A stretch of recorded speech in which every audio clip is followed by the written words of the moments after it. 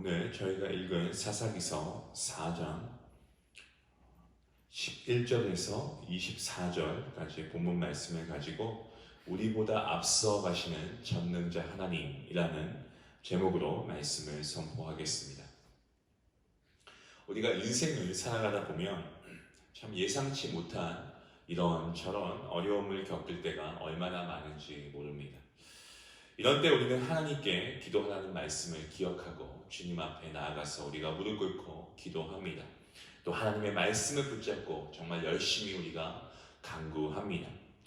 그런데 참 우리가 하나님의 뜻을 알 수가 없는 피조물이다 보니까 어떻게 해결의 기미가 기도하는 가운데서도 전혀 보이지 않는 그러한 때가 우리가 솔직히 있음을 경험했을 겁니다. 어떻습니까? 기도의 응답이 없으면은 이 사람 마음이라는 게 조바심이 생기고 또 너무 오랫동안 응답이 없다 보면 참 하나님 해도 너무하시네 라고 우리가 원망 아닌 원망을 할 때도 저 자신부터도 그런 때가 있었음을 고백합니다. 더 나아가서는 정말 우리가 낙심할 때도 있고 또 하나님께 정말 실망 아닌 실망을 하고 이 시험에 빠지시는 분들도 많이 계십니다. 하지만 분명한 것은 우리가 믿어야 할 것은 하나님께서 결코 우리의 기도를 듣지 않으시는 분이 아니시다는 거죠. 우리의 작은 신음에도 응답하시는 분이 우리의 하나님이시고 하나님은 지금도 살아계셔서 우리의 모든 삶을 주관하고 계시는 주님이심을 우리가 분명하게 믿어야 할 것입니다. 더 중요한 것은요, 우리의 시간이 아니고 하나님의 시간이 있어서 하나님의 때에 하나님의 뜻 가운데 하나님의 방법으로 우리의 모든 기도와 간구를 이루어 주시는 좋으신 하나님이심을 믿습니다. 자, 오늘 이 본문은요, 우리에게 어떠한 메시지를 주고 있는지 우리가 함께 말씀을 통해 살펴보길 원하는데요. 오늘 이 말씀이 우리에게 큰 은혜가 될 줄로 저는 확신합니다. 오늘 이 말씀의 첫 번째 메시지는 이것입니다. 하나님께서는 우리보다 앞서 가시는 분이다라는 것입니다. 저희가 오늘 시간 관계상 읽지는 않았지만 14절 말씀을 보시면 이 드보라는 뭐라고 말을 하냐면 일어나라 라고 이 명령을 하고 있는 그러한 말씀 구절이 나옵니다. 일어나라 라고 하는 명령을 이 드보라고 하고 있고요. 그와 함께 그 날이 바로 전쟁의 승리의 날이 될 것을 예언하고 있는 말씀이 나옵니다. 그래서 말씀에 이렇게 기록되어 있죠. 이는 여호와께서 시스라를 내 손에 넘겨주신 날이라 라고 말씀에 분명하게 기록되어 있습니다. 시스라라고 하는 것은 이 가나안의 야빈 왕 곁에 이 등용된 이 군대 장관의 이름이 바로 시스라입니다.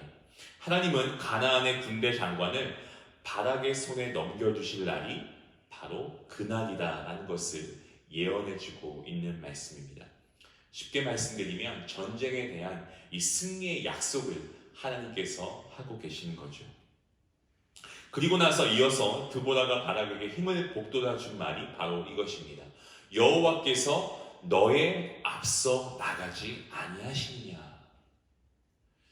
그렇습니다, 여러분. 이 만군의 여호와 하나님께서는 언제나 우리보다 앞서 나가시는 주님이시다라는 것을 우리가 기억해야 할 줄로 믿습니다. 하나님은 어떠한 분이십니까? 시간을 초월하시는 분이 하나님이십니다.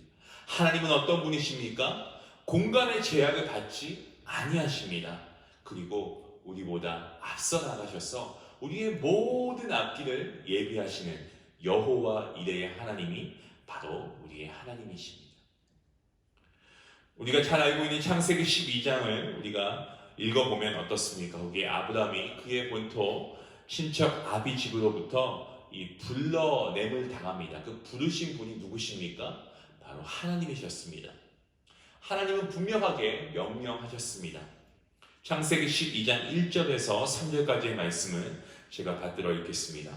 여호와께서 아브라함에게 이르시되 너는 너의 고향과 친척과 아버지의 집을 떠나 내가 내게 보여줄 땅으로 가라. 내가 너로 큰 민족을 이루고 너에게 복을 주어 너의 이름을 창대하게 하리니 너는 복이 될지라.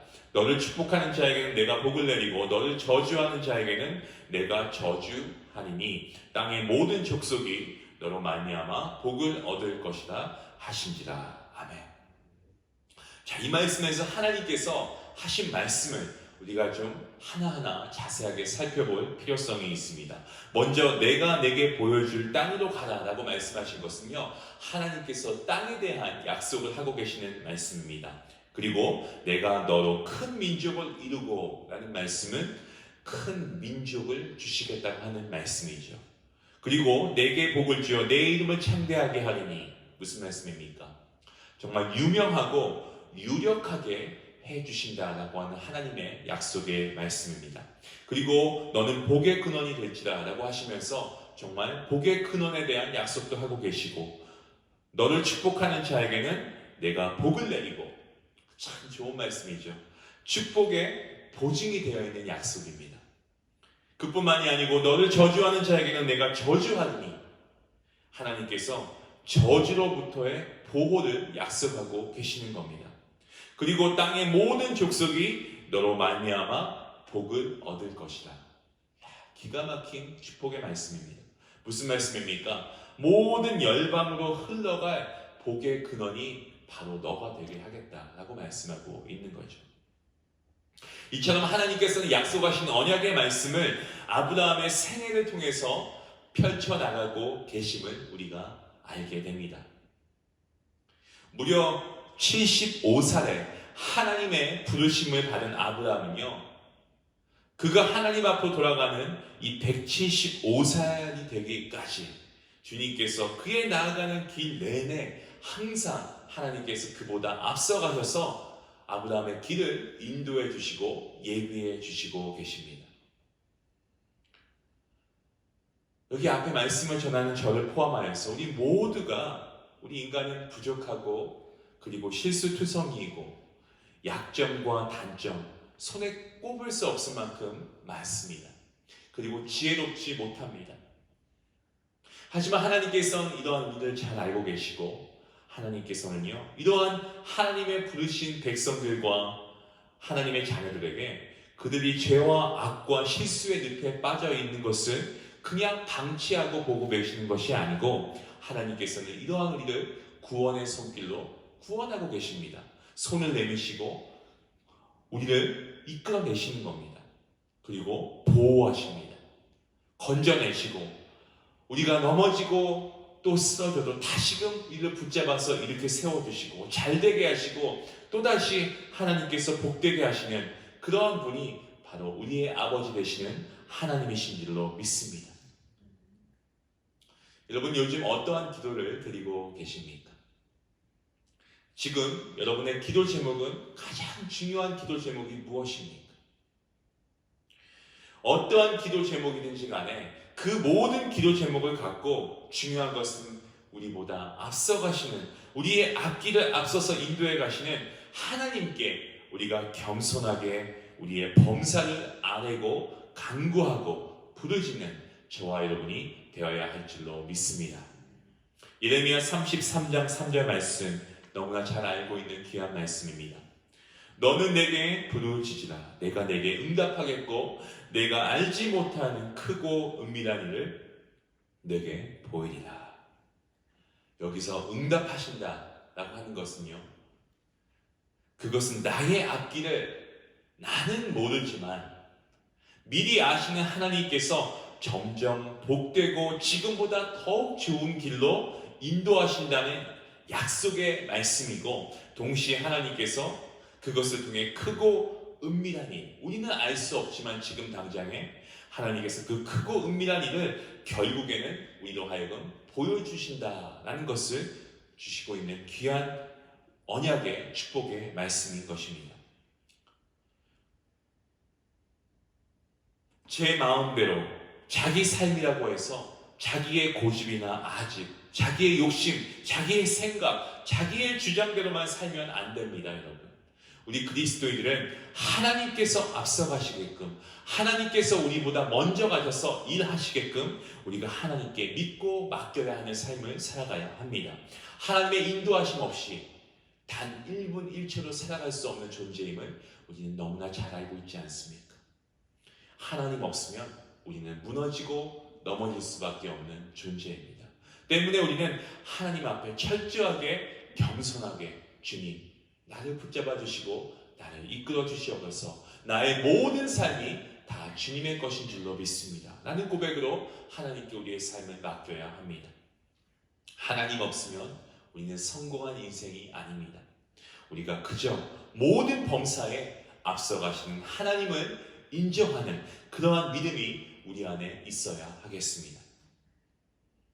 다윗은요 양치는 소년에 불과했습니다. 그가 하지만 하나님께서 왕으로 세웠지만 이 왕이 되고 나서 겸손하게 몸과 마음을 단정히 하고 처신해야 되는데 그렇게 하지 못하고 나라가 전쟁이 일어나서 모든 군대가 최전방에 배치되어 있는 그 순간에 다윗은 왕궁에서 낮잠을 자고 일어나서 부하의 아내를 왕궁에 불러들여서 간음하고 그의 남편을 전쟁의 일선에서 죽게 하는 정말 무서운 계획을 꾸미는 살인죄까지 범하는 인물이 다윗이었습니다. 그런 형편없는 누가 봐도 손가락질 당할 수밖에 없는 그러한 인간성을 가진 다윗이 어떻게 그가 회개하고 변화되어서 나중에 어떠한 삶을 살았기에 하나님께서는 사도행전 13장에 나와 있는 말씀처럼 내 마음에 맞는 사람이라 라는 말씀하셨을까요? 정말 최고의 칭찬 아니겠습니까? 하나님의 마음에 맞는 사람. 어떻게 그가 그러한 칭찬을 받을 수 있었습니까? 그 이후에 다윗은 철저하게 하나님을 신뢰합니다. 하나님께서 일하시게끔 하나님이 그보다 앞서 나게 하시게끔 그가 하나님을 항상 앞세워 나아가는 것을 봅니다. 여러분 이제라도 우리는 그 누구나 하나님을 앞장세우고 살아가야 할 것입니다. 나의 범사를 헤아려 앞서가시는 나보다 나를 잘 아시는 하나님을 믿고 따르고 살아갈 때 우리는 비로소 이 정말 죄 많고 허물 많은 세상 가운데서도 우리가 영적으로 승리할 수 있는 승리자의 삶을 살아갈 수 있는 줄로 믿습니다. 하나님을 앞세우는 삶, 오늘 저와 여러분이 기도해야 될 간구의 내용인 줄로 믿습니다. 두 번째로 어떠한 메시지를 주십니까? 하나님께서는 아주 평범한 사람을 사용하셔서 역사를 바꾸어 가시는 분이라는 겁니다. 드보라가 나옵니다. 오늘 말씀에. 이 드보라가 누굽니까? 선지자이고요. 그리고 사사로 활동하는 당시에 이 모세의 처가 후손들 중에 개인 사람이 이 헤벨이라고 하는 인물이 있었죠. 이 본문에 저희가 읽진 않았지만 11절 말씀에 보시면 그 헤벨이라고 하는 이름이 나옵니다. 이 헤벨의 이름을 언급하는데 그 이유는요 15절부터 22절까지에 나오는 이 헤벨의 아내인 야엘이라고 하는 이 야엘이 행한 무용담을 기록하기 위해서 그의 이름을 적은 것뿐입니다.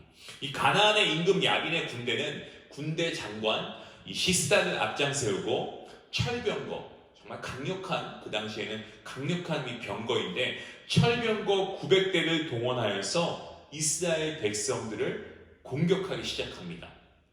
이길 방법이 없습니다. 누누이 말씀드리지만 이스라엘 백성들은 훈련된 군사가 아니지 않습니까? 더군다나 철병거 900대를 가지고 오면 이거는 그냥 패배한 그러한 전쟁과 다름이 없습니다. 그런데 하나님께서는 그 가나안의 강력한 군대를 혼란에 빠뜨리게 하시고 결국에는 그 강력해 보이던 가나안 군대의 군대 장관이었던 시스라가 병거에서 내려서 걸어서 도망치고 말았습니다. 이게 어떻게 가능하냐고요? 간단합니다. 하나님께서 하시고자 하시면 못할 일이 없다는 것을 보여주고 있는 말씀입니다. 본문 16절 말씀을 보시면 하나님께서는 가나안의 군대를 이스라엘의 바락의 손에 붙이시고 계십니다. 시스라의 군대, 가나안 군대는 이 바락의 군대의 칼 앞에 엎드려졌고요. 살아남은 자가 하나도 없었다라고 말씀하고 있습니다. 전쟁의 승리도 이만큼 완벽한 전쟁의 승리가 없는 거죠. 그것은 하나님께서 하시고자 하면 못하실 일이 없다는 것을 보여주는 것이고요. 불가능도 하나님이 가능케 하시면 가능하다는 것을 우리로 하여금 분명하게 깨닫게 하십니다. 사랑하는 성도 여러분, 하나님께서 작정하시면 하나님께서 마음 먹으면요 태산이라도 평지가 되게 하실 수 있는 분이심을 우리가 분명하게 믿어야 할 것입니다. 도망하던 가나안 군대 장관 이 시스라가 숨어 피해서 들어간 곳은 헤벨의 아내 야엘의 장막이었습니다. 전쟁이 있었으니까 어떻겠습니까? 지치고 도망하여서 탈진이 된 상태에서 이 시스라는 야엘의 장막에서 숨길 원했고 야엘은 그를 이불로 덮어 숨겨 주었습니다. 목이 말라 하는 그에게 우유를 마시게 하니까 깊이 잠에 빠졌습니다. 야엘은 장막 말뚝을 손에 들고 방망이로 이 잠들어 있는 시스라의 관자를 찍어버리고 결국에 그로 인해서 이 시스라는 기절하여서 죽고 맙니다. 시스라의 뒤를 추격하던 바락은 야엘의 장막 앞에 도착했고 이 야엘의 안내를 따라서 장막 안으로 들어간 바락은 이 시스라의 비참한 죽음을 목격했습니다. 이와 같은 전쟁의 한 장면이 우리에게 말씀하는 것이 무엇일까요? 이것은 바로 가나안의 이스라엘의 전쟁을 끝낸 장본인이 결국 바락이 아니고 지극히 평범한 가정주부였던 야엘이라고 하는 인물이었다는 겁니다. 세상에서는요 스펙이 좋아야 한다고 말합니다. 하지만 하나님께서 찾으시는 사람은, 하나님께서 사용하시는 사람은 세상의 기준과 다릅니다. 하나님께서 함께 하심을 믿는 사람, 하나님의 역사하심을 믿는 사람, 그래서 용기를 가지고 하나님의 말씀을 통해서 지혜를 덧입고 살아가는 사람, 말씀을 붙들고 살아가는 사람을 하나님이 사용하시고 하나님께서 이끌어 가심을 보게 됩니다. 말씀을 맺겠습니다. 사랑하는 성도 여러분, 오늘 저와 여러분 마찬가지입니다. 가정과 일터와 교회를 비롯한 역사의 현장에서 위대하신 하나님께 존귀하게 쓰임받는 하나님의 사람들이 되어야 할 줄로 믿습니다. 그 사람은요 세상의 기준이 아니고요 하나님께서 여러분을 사용하시겠다라고 하면 사용하시고 역사는 일어나게 되는 것입니다. 내가 약하다고, 내가 질병으로 조금 연약하다고, 내가 스펙이 없다고 여러분 부끄러워하지 마시기 바랍니다. 어려워하지 마시기 바랍니다. 전능자 하나님을 믿으십니까? 하나님께서 여러분을 사용하시고 승리케 하신다라고 약속하신다는 것을 믿으시고, 오늘 우리가 수많은 영적 전쟁에 있지만 그 환난과 전쟁에서도 하나님께서 승리케 하심을 믿으시길 바랍니다. 주님께서 함께 하시면 승리할 수 있습니다. 요한복음 16장 33절 말씀에 예수님께서 이렇게 말씀하십니다. 세상에서는 너희가 환난을 당하나 담대하라. 내가 세상을 이기었노라. 아멘. 이 믿음의 선포를 믿으시고 오늘 우리의 연약함이 있지만 하나님의 말씀을 믿음으로 우리보다 앞서가시는 전능자 하나님을 의지할 때 우리는 승리할 수 있음을 믿으시길 바랍니다. 여러분의 병이 나음을 믿으시길 바랍니다. 우리가 연약한 한 인간에서 하나님의 능력으로 승리자, 그리고 하나님의 능력으로 말씀을 붙들고 살아갈 때 말씀의 축복을 받는 귀한 하나님의 백성이 될 줄로 믿습니다. 이 믿음 이대로 될지어다. 오늘 이 놀라운 축복의 역사가 저와 여러분을 통해 일어나는 귀한 은혜로운 복된 날 될 수 있기를 주님의 이름으로 간절히 축원합니다.